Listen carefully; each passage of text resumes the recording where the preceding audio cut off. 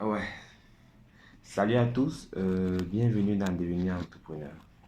J'aimerais également parler du système d'épargne et vous révéler ici ce qui m'arrange et ce que je préfère le plus comme ce que je choisis de faire le plus comme épargne.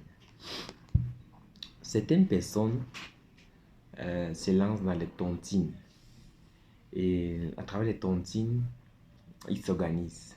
C'est leur avis et c'est bien. D'autres personnes font des prêts en banque. Et à travers les prêts en banque, ils réalisent. C'est aussi bien si c'est possible. Mais pour moi, qui suis déjà dans le salariat, dans le salariat, comme pour quelqu'un qui ne l'est pas encore, je vais conseiller une seule chose que je crois être bien, que je suis ou que je ferai toujours. C'est d'épargner soi-même. Tu peux épargner ton dixième de chaque revenu.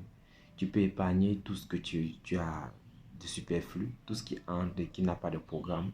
Tu peux épargner ainsi pendant un temps, 1 an, 2 ans, 3 ans, afin de fixer, de réaliser ton projet. Pendant les 1 an, 2 ans, 3 ans, tu continues à mûrir ton projet, tu continues à, à réaliser les contours, tu continues à regarder l'emplacement, les détails qui te manquent, à t'informer, à te bâtir également intérieurement, mais en économisant petit à petit. Pour moi, c'est la meilleure manière. Celui de prendre des économies dans ce que tu possèdes déjà et de l'épargner quelque part, même dans une banque. C'est la meilleure manière. Tu ouvres un compte en banque, tu déposes, sachant que ça va te produire des intérêts plus tard. Tu peux déposer à la banque et au bout de 2, 3, 4, 35 ans, ça dépendra de la durée que tu as fixée, de la paix, ce que tu peux supporter. Bam! Lorsque tu retires ton argent, c'est un bon petit paquet et un bon départ. Pour moi, les cotisations et les tontines, pour moi, ce n'est pas une bonne chose pour moi pour se lancer pour entreprendre réellement.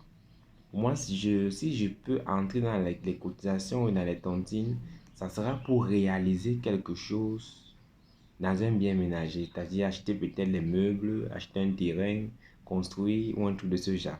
Mais si c'est pour entreprendre, je préfère épargner, mettre de côté mon propre argent, pas de cotiser comme les autres le font.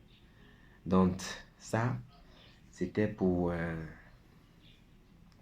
le système d'épargne et comment réussir à regrouper une certaine somme qui peut nous permettre de lancer un départ.